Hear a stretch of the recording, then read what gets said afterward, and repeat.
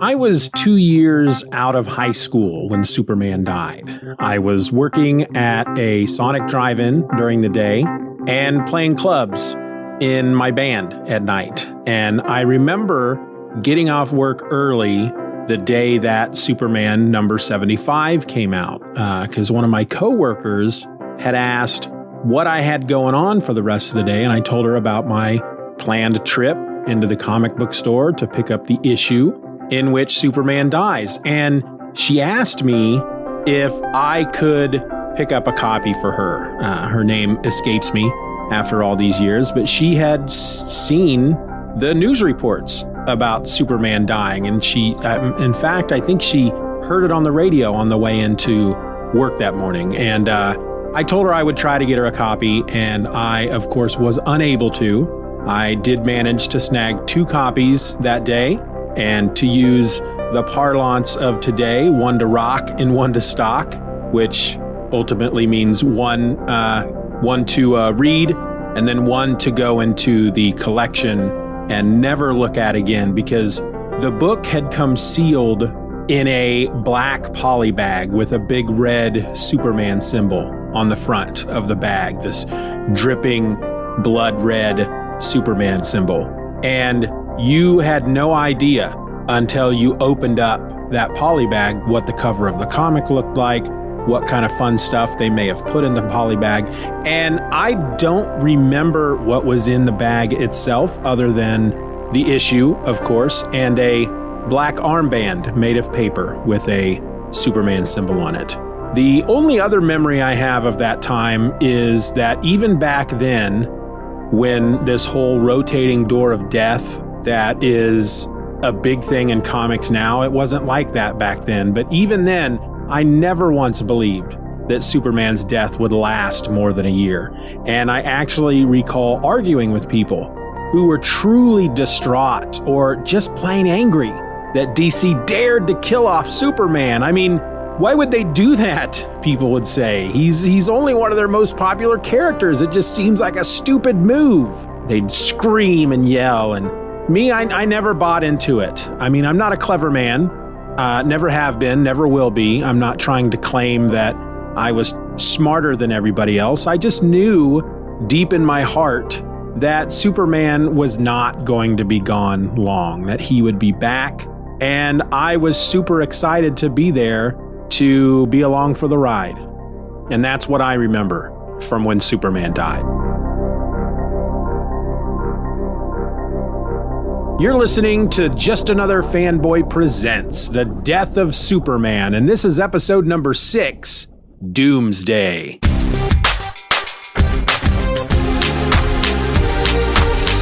Hello and welcome to Just Another Fanboy Presents The Death of Superman. I'm your host, my name is Steven, and yeah, this week's introduction was submitted by me.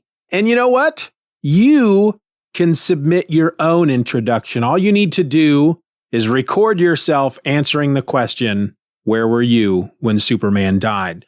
Then you just send that file over to me at justanotherfanboy@gmail.com.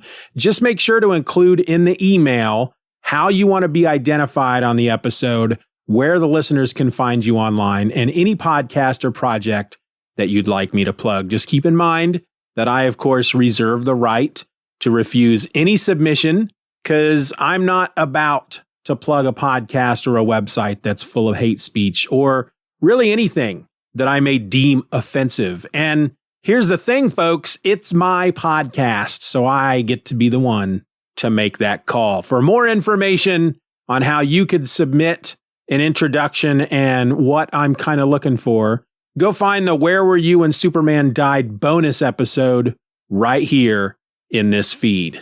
All right, so today we are sinking slowly into week 6 of the Death of Superman epic crossover event. And that means that the big man is going to die. We all knew that going into this. I don't think there were any illusions. No one was trying to hide that from you. So stop acting like you're surprised, because nobody's buying it. All right. So we had 2 issues released this week, 30 years ago. And we will, of course, start with the first one, Superman number 75. This had a cover price of $2.50. The title of the issue is Doomsday. The writer / penciler on the book is Dan Jurgens. Finishes by Brett Breeding. Letters by John Costanza, and the colorist was Glenn Whitmore. And for an issue that was really a very quick read, considering that while it was 32 pages, every single page was a splash page. This week, DCFandom.com actually has a synopsis for me to read. So I'm going to go ahead and do that, and then I'll start talking about the book from my point of view. Superman and Doomsday have their final confrontation in Metropolis. Each foe delivers crushing blows onto the other, never letting up on their opponent. Police and military vehicles converge on the scene, but the streets are in chaos. Superman gets a last kiss from Lois Lane, then charges into the action, ready to bring down Doomsday no matter what. The two combatants battle it out in front of the Daily Planet, at one point striking each other with such force that the windows on the planet shatter. Eventually, Superman delivers a fatal blow to Doomsday, snapping his neck, but while receiving an equally deadly blow at the same time. Lois Lane rushes over to Superman's limp body and cradles him in her arms, begging him to hold on until the paramedics arrive. However, it is too late, and the Man of Steel fades in her arms. And on a personal note, it was very sad. So something else that they sometimes do for entries for single issues on DCFandom.com is they include little bits of trivia. And while they haven't done that really for any of the issues so far in The Death of Superman, we have some here, and I'm not going to go through everything, but it does tell us here what was included in that polybagged issue here of issue 75. We got the Black Memorial armband, as I mentioned in the intro, a Daily Planet Superman obituary, which was authored by Roger Stern, a series of Superman commemorative postage stamps, and a Death of Superman poster by Dan Jurgens and Brett Breeding. And the only other bit of trivia I think is interesting here is that the Death of Superman was a subject of conversation on an episode of The Tonight Show with Jay Leno, and Jay Leno was seen wearing one of the Superman memorial armbands across his left arm. I should also note that this issue, even though they have two issues out this week, 30 years ago, from The Death of Superman, this actually ends what is known as the first act. And if for example, if you go out and you collect the trades, they collected this whole storyline in 4 trades. I think I talked a little bit about this last week, but this issue ends the first act, which is collectively known as The Death of Superman. The second act is Funeral for a Friend.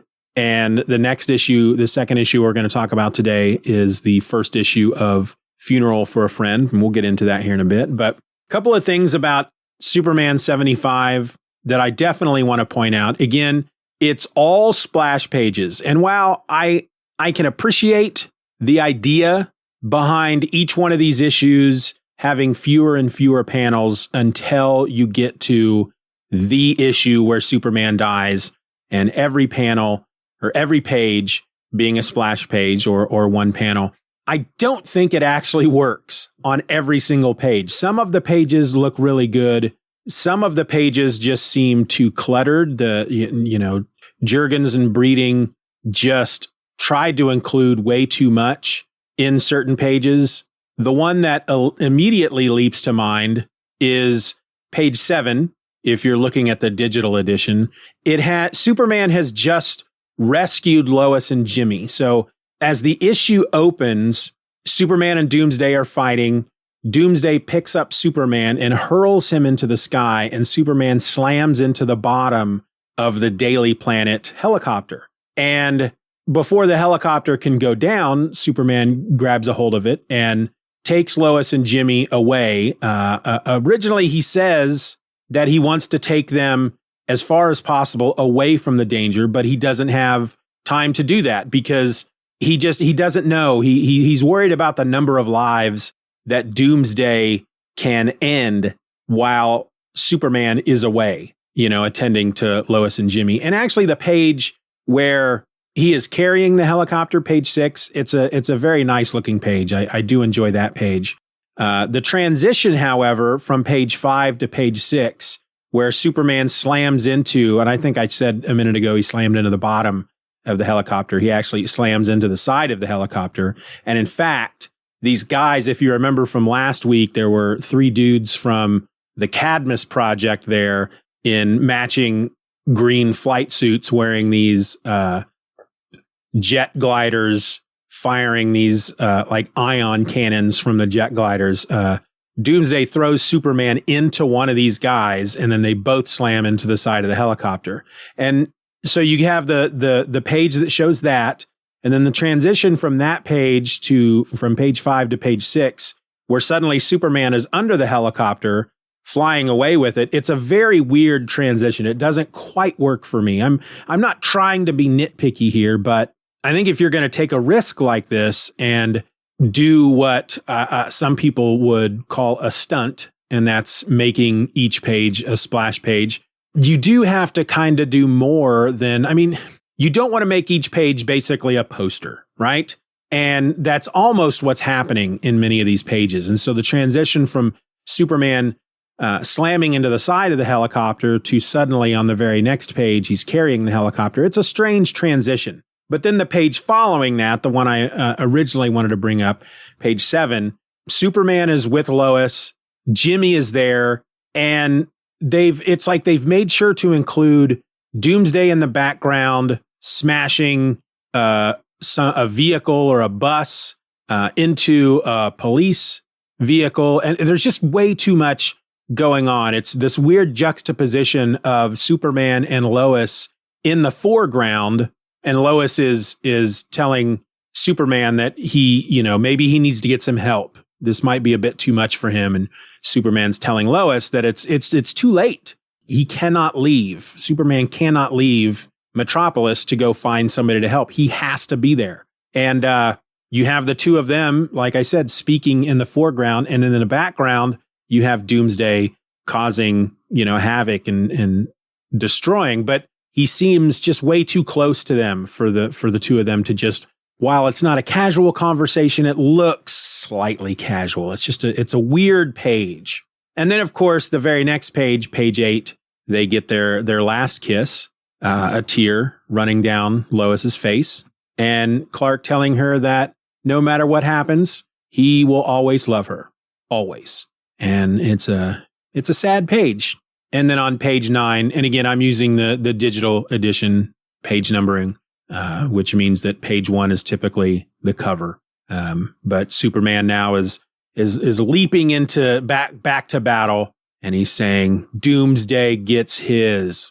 Lois is shouting out to him to please come back, and Jimmy is there to let us know that he doesn't think he's ever seen the big guy so fired up. So it's at this point that I guess Superman's really gonna pour it on. And he does this weird thing where he flies into Doomsday and kind of ducks his head down and slams into Doomsday with his back. It's really weird.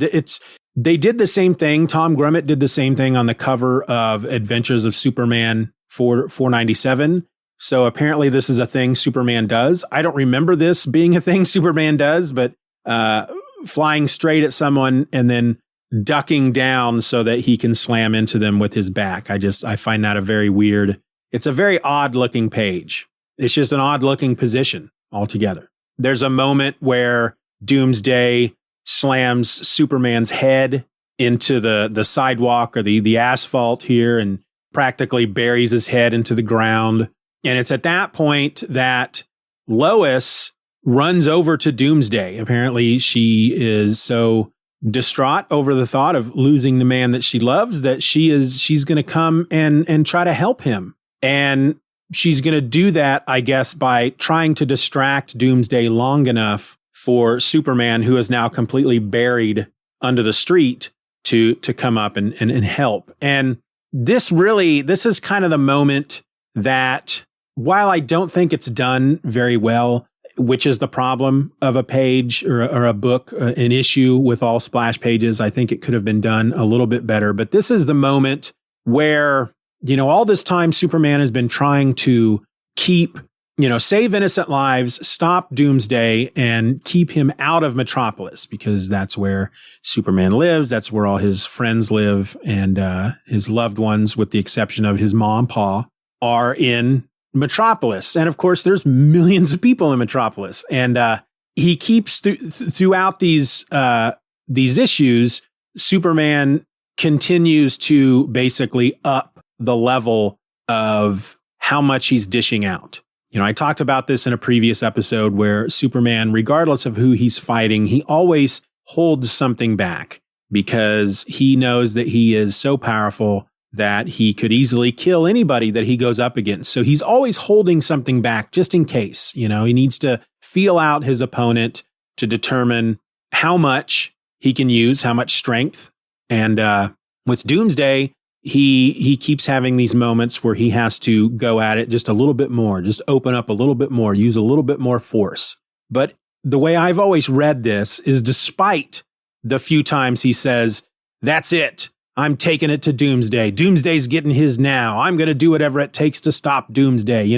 Despite all that, he is still holding something back. I think it's just a natural instinct for Clark to do that, because he is not a killer. And while they've never used the Spider-Man phrase, "with great power comes great responsibility," that is something that Superman lives by. He knows that he has the potential to easily kill, and that he is such a powerful character. He is such a powerful being that the general public could easily be in fear of him, that he could at any point decide that he's going to take over the world and be their leader. And not only was he raised to believe that killing was wrong, there's also that aspect of it as well. He knows that the first time he kills somebody, that fear and distrust that is kind of maybe always there, bubbling away at the surface of the general public, is just going to erupt. And so he has always made it a point to not kill. There was even, to tangent for just a bit, there were a series of crossovers between Dark Horse Comics and DC, in which Dark Horse at the time, I don't remember what decade this was, I feel like it was the 90s, Dark Horse owned the publishing license for the Aliens and Predator properties. And they did a series of mini-series in which they crossed these characters over with DC. They had Batman versus Predator and Superman versus Predator. And there was a Superman versus Aliens book that I remember quite enjoying, and yet being completely frustrated with, because Superman refused, just refused to kill these aliens. And if there was anything in the world, in the universe, that Superman, I think, has the right to just slaughter and destroy, it's these aliens, these xenomorphs. And he just refuses to throughout the whole book. And I remember finding that very frustrating, but that's just who Superman is. So it's at this point, when Lois puts herself in the path of Doomsday, that Superman truly lets go and gives it his everything. And again, it's not, they don't really say it. And it's something that I've just kind of, I'm sure there are a ton of other people who feel the same way about this as I do. They don't come out and say it, but the way I read this part of the issue, and the way that I've always thought about it, is once Lois is immediately in danger, Superman at that point is ready and willing to kill if necessary. And he really lays into Doomsday at this point. Now, it's during the fight at this point, once Superman he's all in, because he's firing his heat beams at Doomsday, and Lois is still just right there. She's right there. She hasn't run away. She's literally standing just within a foot of both Superman and Doomsday. Doomsday could easily, if he wasn't being slammed back into a wall by Superman's heat vision, could easily just reach out and break Lois's neck. Superman is saying that Doomsday wants death and destruction, and that to stop him, Superman has to be every bit as ferocious and unrelenting as Doomsday is. And Lois realizes that what he's saying is that Doomsday wants to kill. And Superman has to be willing to do that as well if he's going to stop him. And Lois, you can't do that. And Superman doesn't really have much time to react as Doomsday knees him in the chin. Doomsday has these long, as I've mentioned before, bony protrusions. So like almost bony knives coming out of his elbows and his knees. And one of these bony knee blades cuts Superman's chin, and Superman is kind of thrown back, not physically, mentally. He says, bony protrusions so sharp, he cut me. And, like that's one of the first times Superman's been cut. Doomsday then rakes the claws on the back of his knuckles across Superman's face, drawing more blood. We actually have red blood in this issue, not much. Not like the last week when there was just black blood all over the place. So they've probably included just enough red blood, the maximum that they're required, that they're allowed to get by the Comics Code Authority. And Superman then reaches out, grabs hold of Doomsday's hands, and kicks at one of these big bone blades coming out of one of his knees and snaps it off. And this is the first moment so far in this series that Doomsday actually is hurt. He manages to actually hurt him, and Doomsday cries out in pain. They continue their fight. They're, like the description said, they're pounding on each other so hard that the windows of the Daily Planet that they're standing next to start to shatter. This page, the page where the two of them are pummeling on each other and the windows are shattering, not a great page. I'm sorry. I'm not trying to point out stuff I don't like, but this is not a great page. And then we eventually get a couple of pages later to the killing blow.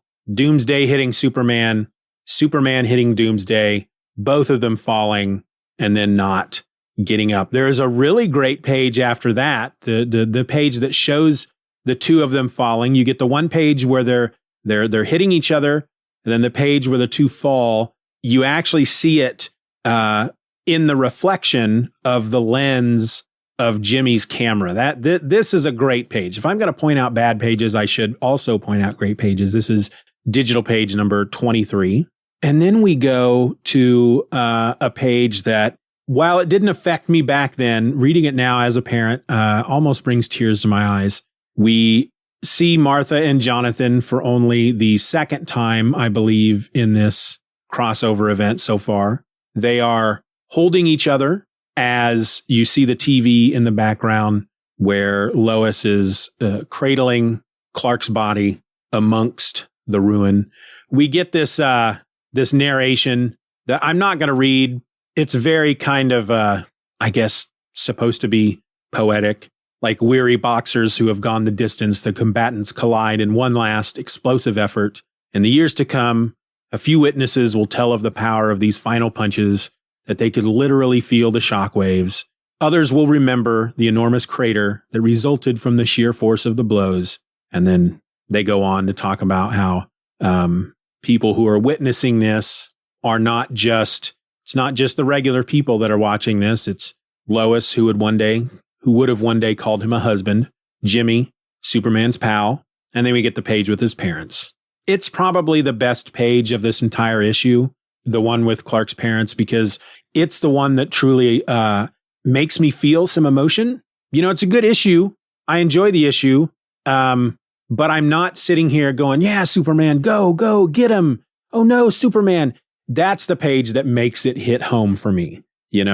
Clark's parents, who are forced to watch this from another state, feeling helpless.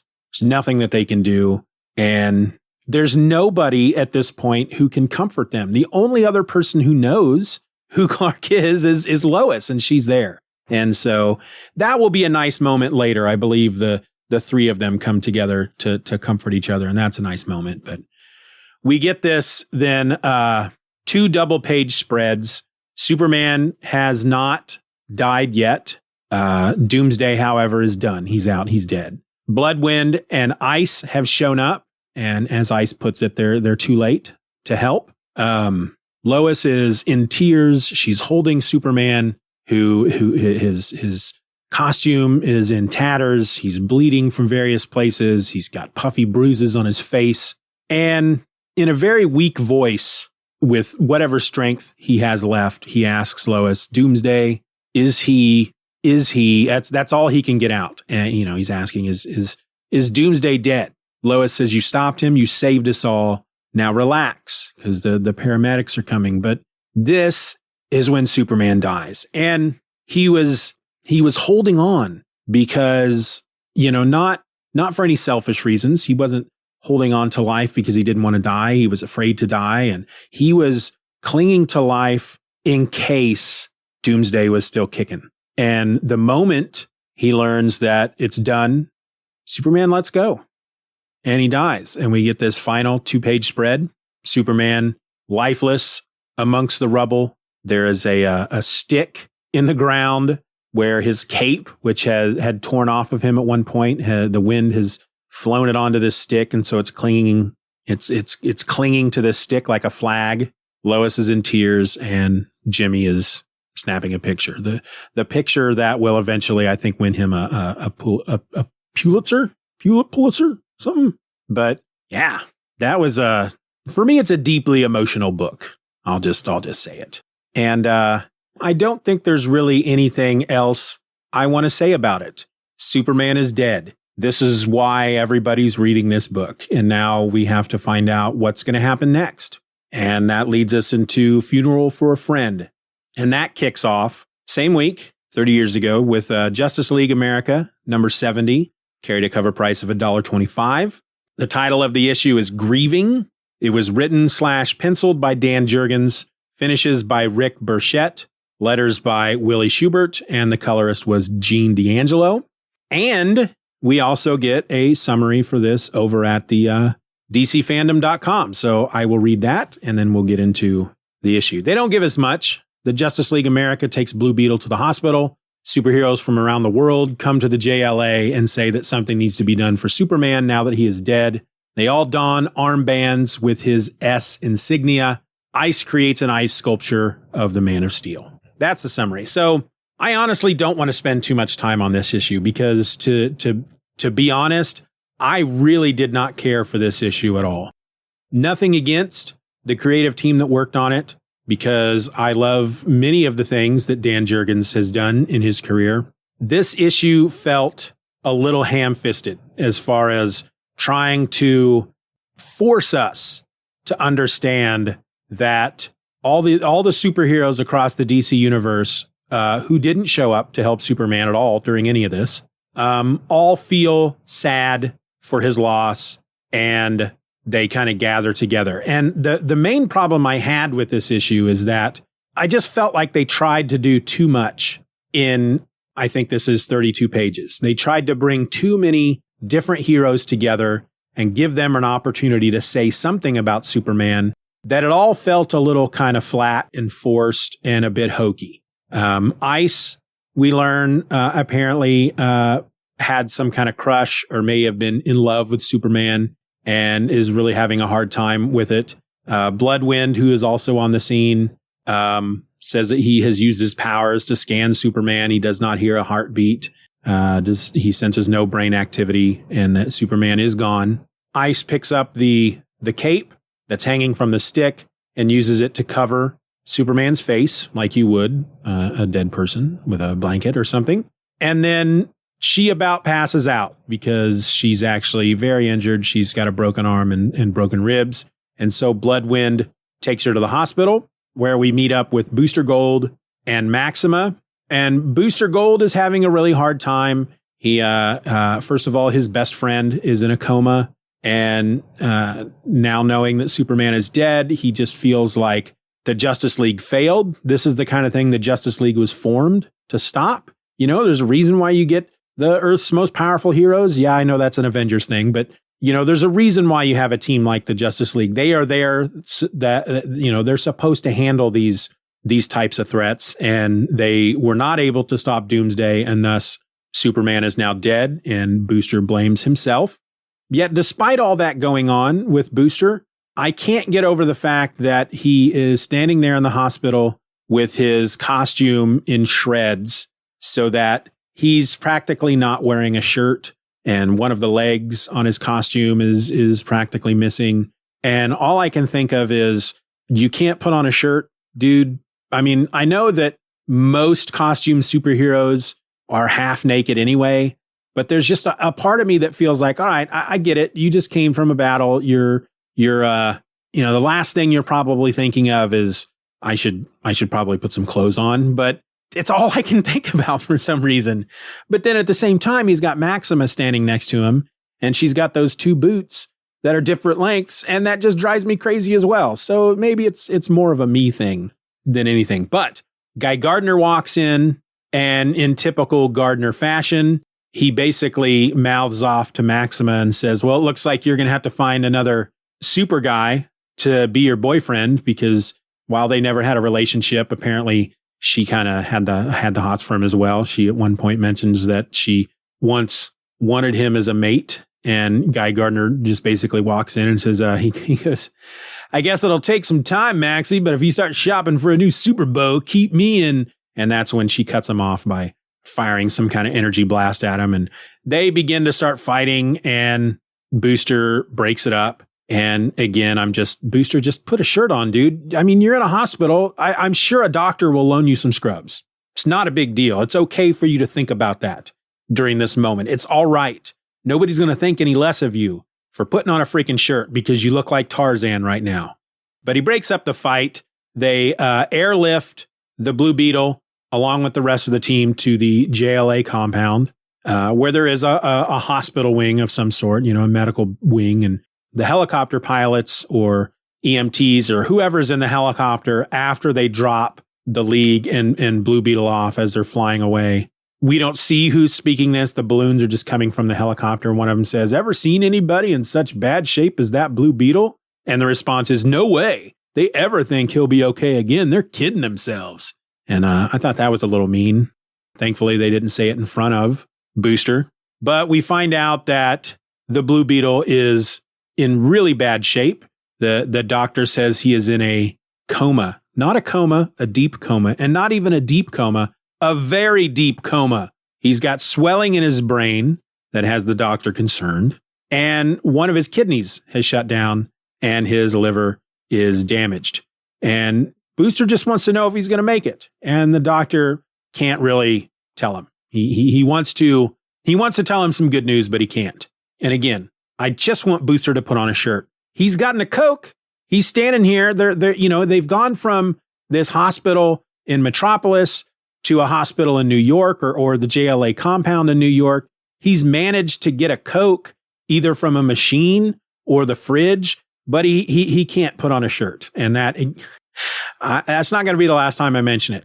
We get a moment where Fire and Ice are together. Fire has come to see Ice and is comforting her because, again, Ice must have had it pretty bad for Superman. Wally West is the first of the non-League heroes to show up at the Justice League compound. And the first thing he says when he arrives to find Booster on a balcony looking out over the ocean, he says, hey, Boosteroo, you fight with a tiger or something? Because, of course, Booster's still in his shredded costume, shredded outfit. And then Wally, because this is Wally West, I don't know if Jurgens doesn't like Wally, doesn't understand who Wally is, or just assumes that Wally's stupid. Because Wally then asks Booster probably one of the dumbest questions ever. He says, tell me what happened, man. Was Doomsday really that tough? He killed Superman. Doesn't that answer your question? Do you really need to ask such a stupid question? But it's there to provide Booster with an opportunity to tell Wally how he feels like a total washout. Because we're the Justice League, Wally. We're supposed to beat threats like Doomsday. And that's when Aquaman comes up out of the ocean. He uses the death of his child to show that he can relate. He knows what loss is like. Suddenly, Batman and Robin swing in. And this is one of these moments that, again, I feel like they were just trying to do too much with very little space. And because of that, a lot of this feels rushed and trite. But Booster is talking to Aquaman, And he's asking Aquaman, how do you live with the loss? Does it get any easier? Aquaman's telling him, no, it doesn't get any easier, but you did your best and you can take some solace in that. Booster's saying, we did. And Superman still died, and he died alone. When he needed us most, we were gone. And then we get a voice from off panel. So was I, and that may haunt me forever. You turn the page, and here comes Batman swinging in. Superman and I had a rather unique relationship. Of all the men I have known, super or otherwise, he was the one I respected most. Wally calls out Batman and Robin, which I don't understand when they do stuff like that. Why is Wally acting surprised, or why does he feel the need to yell that it's Batman and Robin? And Green Lantern shows up. Hal Jordan, Hawkman is standing on a nearby roof watching all this happening and is there to remind me what a weird time this was in the DC universe. This is, again, fairly close to the Crisis. It's post-Crisis, when they had rebooted a lot of their heroes, made some changes. Hawkman was a big one that they changed because, first of all, he's wearing a different costume. His wings are like golden. And when Hal tells him, Hawkman, I admit I'm surprised to see you here. And Hawkman says, understandable. I was never a member of the League, and I barely even knew Superman. And but when a young man dies, one wants to comfort his widow and children. So obviously, whoever this is as Hawkman is an older dude, and not the Hawkman that we know now, and not the Hawkman we knew before the Crisis, because this guy says he's never been in the League and he barely knew Superman. So it was a weird time. It was a weird time for DC Comics back then. Nightwing and Starfire show up. They come swooping in. Starfire is flying and carrying Nightwing, and as he drops to the ground amongst the other superheroes, Batman is saying, Nightwing, Starfire, I'm glad you came. And the first thing Nightwing says, his immediate response is, I remember the day I first met Superman like it was yesterday. He made quite an impression on me. And then that's all he says for the rest of the issue. It's just, like I said, trying to do much with very little space, and it all just comes out rushed and feeling trite. And it just, I don't know what I would have done in this situation, but I don't know. Bringing in so many heroes at once and trying to give them each an opportunity to say something about Superman, it's just too much. The Justice Society shows up. Alan Scott, Jay Garrick, the Elongated Man, Power Girl. Then Wonder Woman shows up. Green Arrow and Black Canary show up. Wonder Woman flies in. She lands in the street or whatever as Green Arrow and Black Canary are running, sprinting across the street, which I don't know.